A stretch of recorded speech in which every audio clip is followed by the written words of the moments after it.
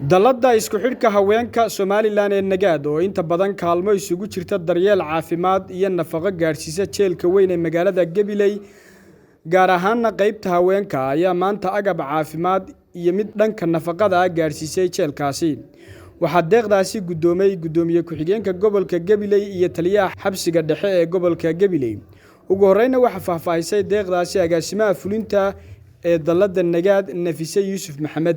maanta oo ay taariikhdu tahay 14 bishii 7 2021 waxa aanu anagoo Nagaada sidii caadada noo ahayd aanu soo boqanay jeelka Gabiley oo aanu horabna wada xiriir iyo runtii wada shaqayn fiican lahayn waxaan aad uga mahad celinayaa barasaab ku-xigeenka Cali iyo Cabdirashiid taliyaha saldhiga sida wanaagsan ay noo soo dhaweeyeen runtiina noola shaqeeyaan waxaanu runtii jecelnahay markasta inaanu dareenkayaga la wadaagno haweenka iyo hablaha xidhan ee ku xidhan xabsigan sababtoo ah dumarku waxa ay ka gedisan yihiin ragga baahiyahooda ayaa ka badan mar walbana waxaanu dareensanahay intii aanu ka falcelin karno baahiyahoodaas inaanu runtii la wadaagno agab yar oo aan aad u badnayn oo runtii ah waxyaabaha ay dumarku u baahan yihiin ayaanu halkan ugu keenay kuna gudoonsiinayna anagoo haddana xaaladahooda doonaynay inaanu u kuur galno maanta oo waqti xaadirkan aanu joogno waxa ku xidhan 105 haween ah inta badan muxuu ahaaye haweenka ugu badan halkana laga soo bilaabo Berbera ilaa iyo inta laga gaarayo xeebta inta badan halkan ay ku xidhan yihiin haweenku xaaladooda caafimaadka iyo waqtigan adagaynu ku jirnay ee COVID-19 iyo waliba muxuu ahaaye sanitationka saldhiga dhexdiisba aad buu runtii u wanaagsan yahay xilligii noogu dambeeyay iyo imaka dhismihii waa la sii kordhiyo aad buu runtii u qurux badan yahay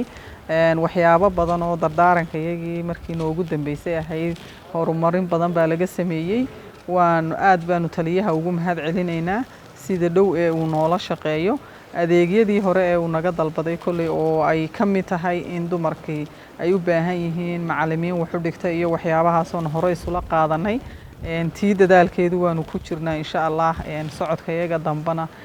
waxay noqon doontaa mid aan wax ka qabanno taliyaha xabsiga Gabiley Cabdirashiid Maxamed Ibrahim ayaa isaguna iftiimiyay kaalinta wax ku oolka ee Nagaad muddooyinkii ugu dambeeyay ee ay gacanta kaga geysanaysay kor u qaadida dhanka caafimaadka iyo nafaqeynta dumarka ku xidhan jeelkaasi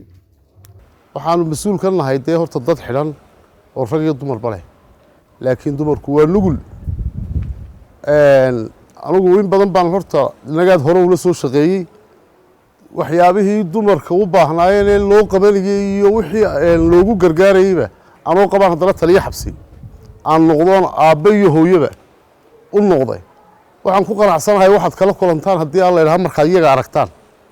hadday caafimaadkooda tay hadday dareenkooda tay hadday tahay taakuladoodaba sidaanu ka nahay